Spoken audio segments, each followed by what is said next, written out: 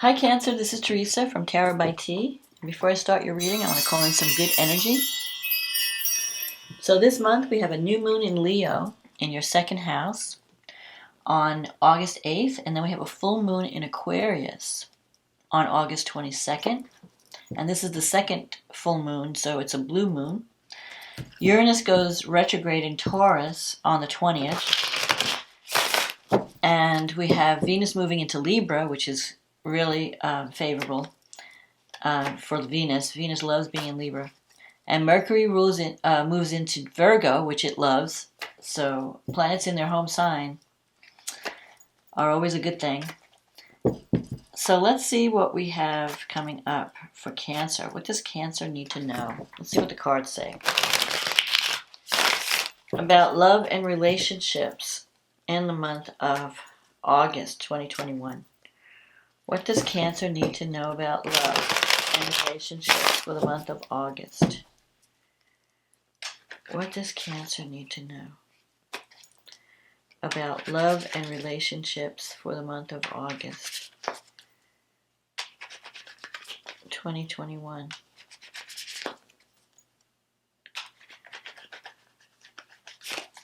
What does Cancer need to know?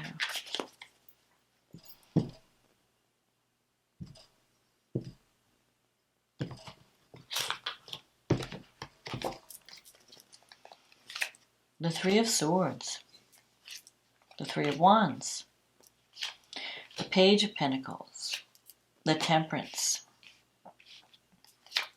the Six of Wands, the Ace of Pentacles, the Four of Swords, the Ten of Swords, the Nine of Cups, and the Page of Swords. And the card at the bottom of the deck is the Queen of Wands. This is interesting. So you start the month off with the Three of Swords and the Three of Wands. So so something is ending. I'm feeling just the overall reading. Something is ending, and then you have this new beginning coming up. So the Three of Swords is cutting. It's a heartache card. It's about cutting out what's no longer serving you. You might be ending a relationship. Something is coming to an end because you have the Ten of Swords here, where you feel like, I just can't give this any more energy. You might even still be healing. So if you're ending a relationship, or maybe sometimes the Three of Swords can mean minor surgery. So because you also have a healing card here. So you may be healing from something, whether it's a heartache in a relationship or some kind of health issue. You're taking time out to heal. And in your environment, you have this Ten of Swords. So there is definitely something that has to end. It's like the worst is over, though. That's the good thing. Whatever you've been dealing with that's been really difficult, it's coming to an end. And you may have felt, betrayed or stabbed in the back or whatever it is. You're like down for the count. You're like, I can't believe.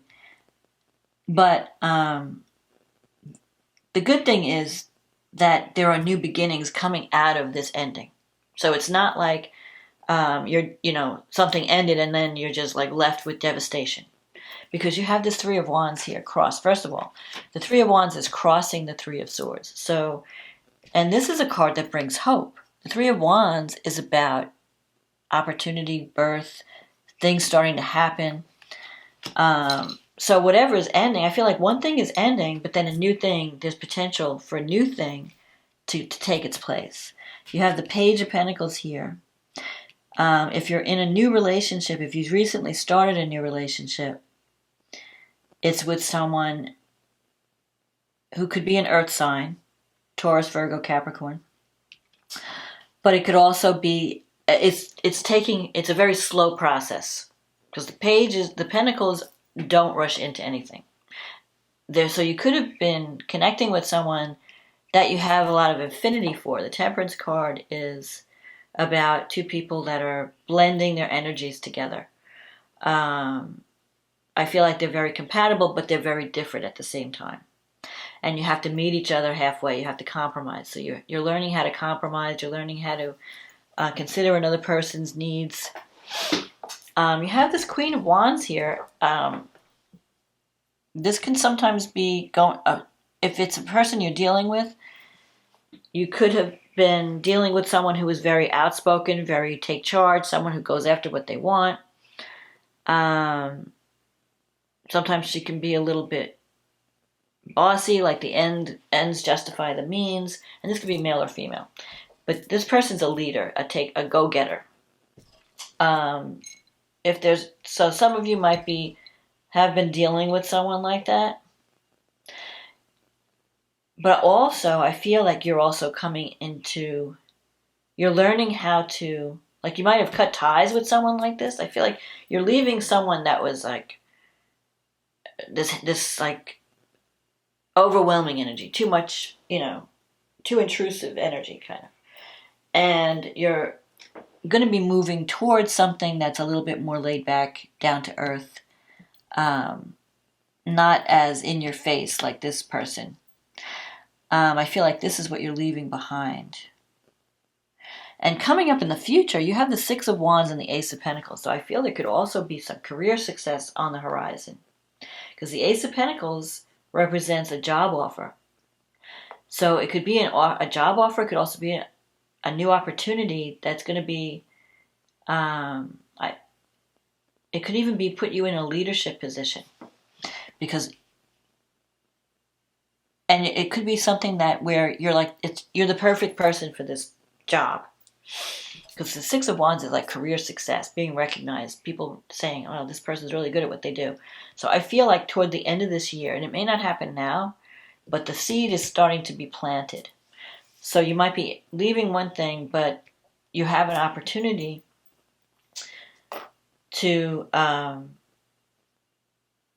move into something that's going to be really successful, both financially and fulfilling, as far as like utilizing your talents. And that's coming toward, like the Ace of Pentacles is December, January, February. So it'll be more towards the end of the year. But you have this Nine of Cups in your wish fulfillment card. So the Nine of Cups is a yes.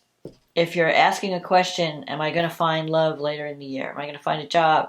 The answer is yes. I feel like career success, I know this is a love reading, but I'm seeing strong career success energy. You might be offered a position of leadership later in the year. And you have the Page of Swords here. You could have been a victim of gossip or spying if you've severed ties with something. Because the Page of Swords is a card of communication, someone who's like challenging. It's also a card of checking into things, spying. Maybe you've got your eye on someone and you're checking them out before you get involved. But I feel that you're still healing. You might be still healing from an ending. Like something ended that rocked your world. And you might still be recovering from it. But there is the potential for a new beginning.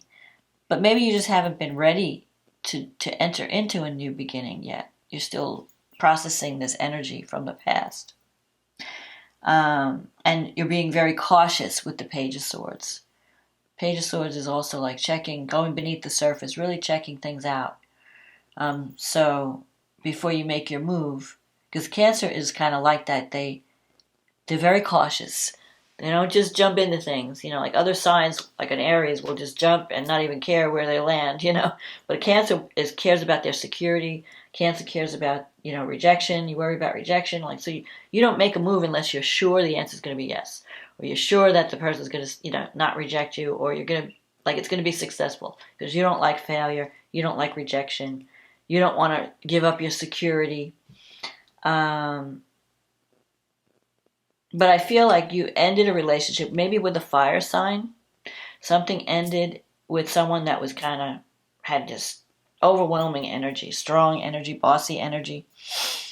And you might still be hurting from that.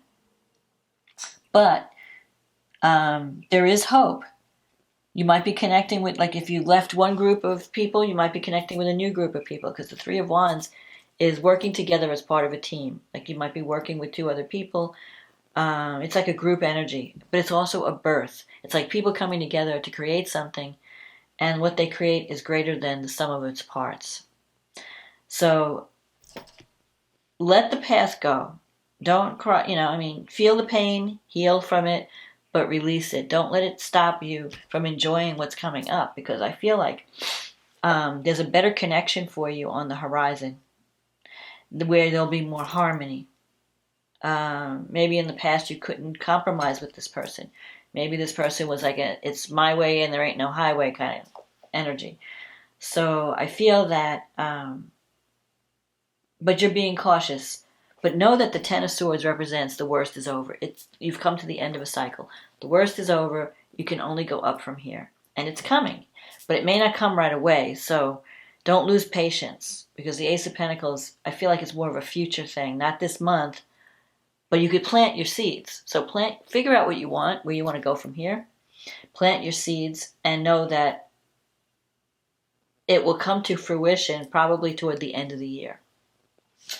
So let's see what the astrology says. So you have a new moon in Leo, and this is in your second house. That's your house of money.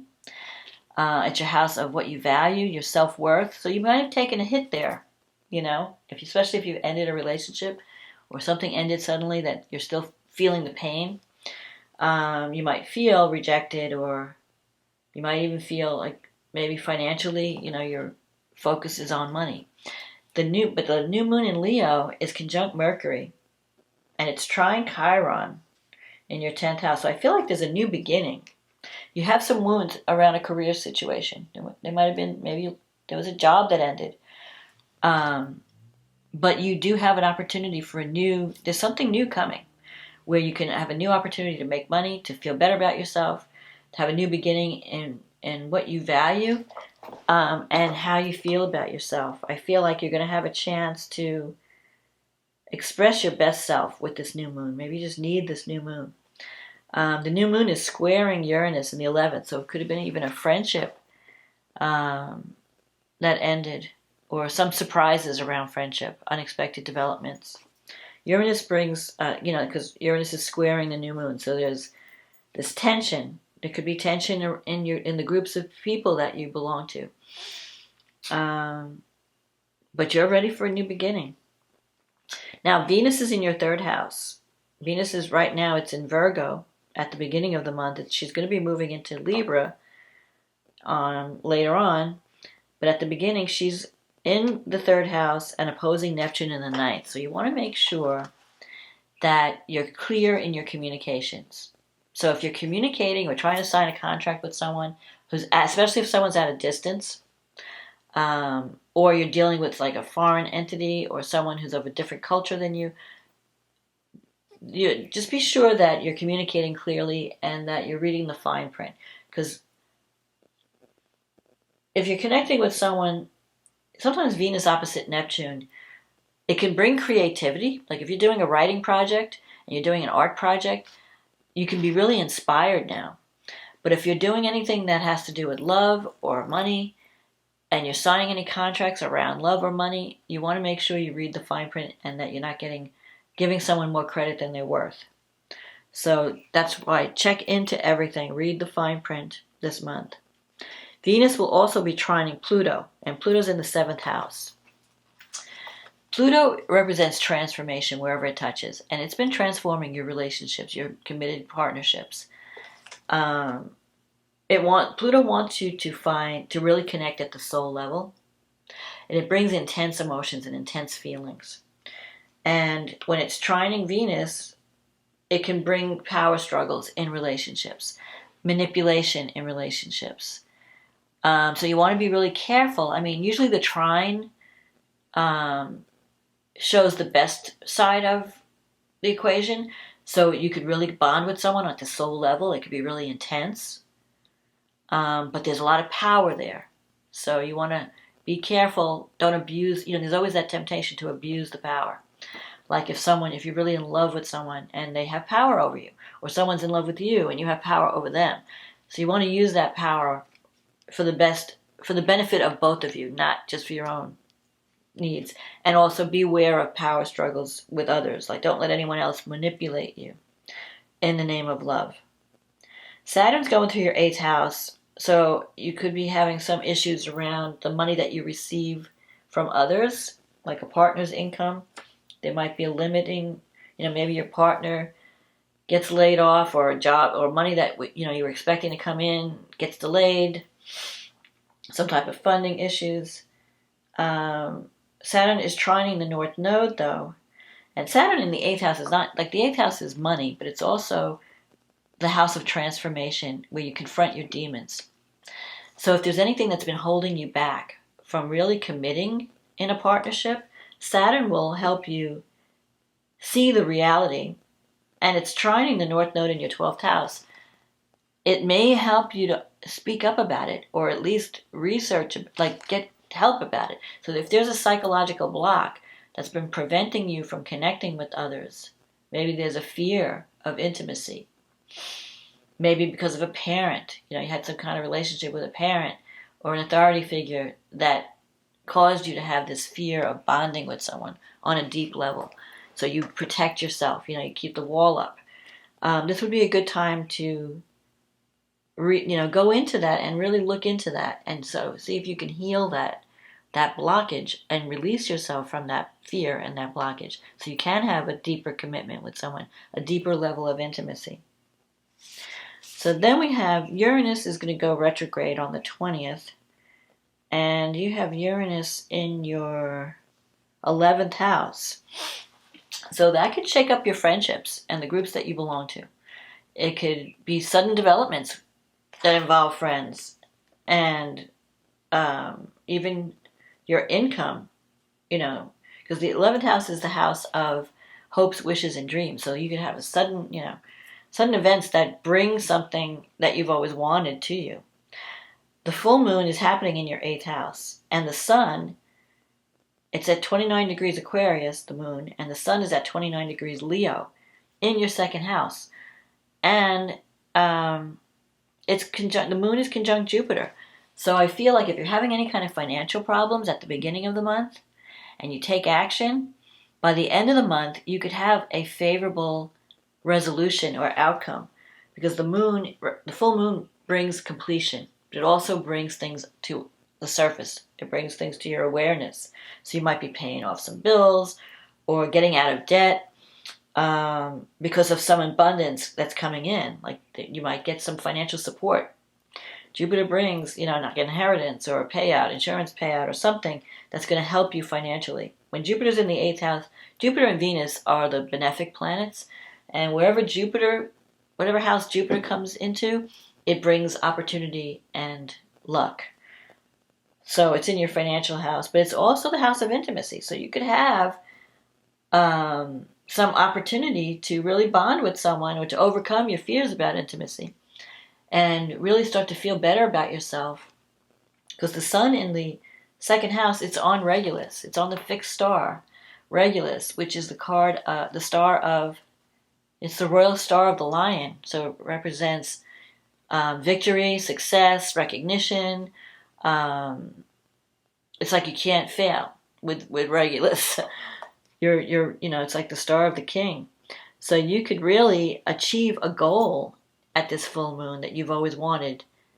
That's something that really, especially with the 2nd house, it could be a financial goal where you get a new job that pays you a lot more money, or you feel a lot more secure. It could be a relationship where you feel a lot more secure, or something that really boosts your self-esteem in a way where you feel like the king or the queen. You feel like you're being valued, you're being paid what you're worth.